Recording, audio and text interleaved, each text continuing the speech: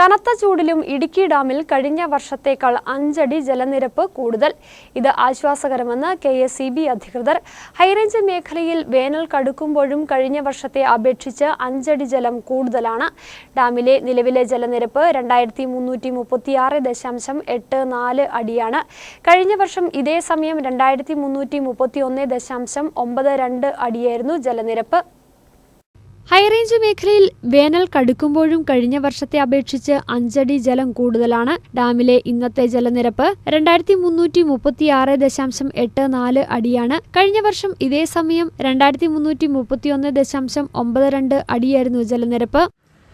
ഇടുക്കി ജില്ലയിലെ ഹൈറേഞ്ചിൽ ഈ വേനൽക്കാലത്ത് ഇതുവരെയും വേനൽ മഴ ലഭിച്ചിട്ടില്ല. എങ്കിലും ഇടുക്കി അണക്കെട്ടിൽ 2336 അടി വെള്ളം നിലവിലുണ്ട്. കഴിഞ്ഞ വർഷത്തേതിലും 5 അടി വെള്ളം കൂടുതലാണ്. തീർച്ചയായിട്ടും ആശ്വാസകരമാണ് 5 അടി വെള്ളം കൂടുതലുള്ളത്. സംഭരണശേഷിയുടെ 35% വെള്ളമുള്ളതിനാൽ ഉടനെങ്ങും പവർ കട്ട് നടപ്പാക്കേണ്ടി വരില്ലെന്നാണ് അധികൃതർ പറയുന്നത്.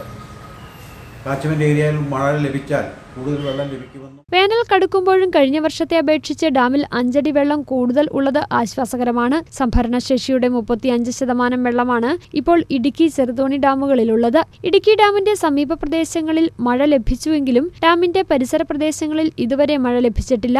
ജില്ലാ ആസ്ഥാന മേഖലയിൽ കുടിവെള്ളത്തിനായി ആശ്രയിക്കുന്നതും ഇടുക്കി അണക്കെട്ടിനെയാണ്. ഇടുക്കി പദ്ധതി പ്രദേശത്ത് ഉടൻ വേനൽമഴ ലഭിക്കുമെന്ന പ്രതീക്ഷയിലാണ് KSEBയും നാട്ടുകാരും. News bureau, Idukki.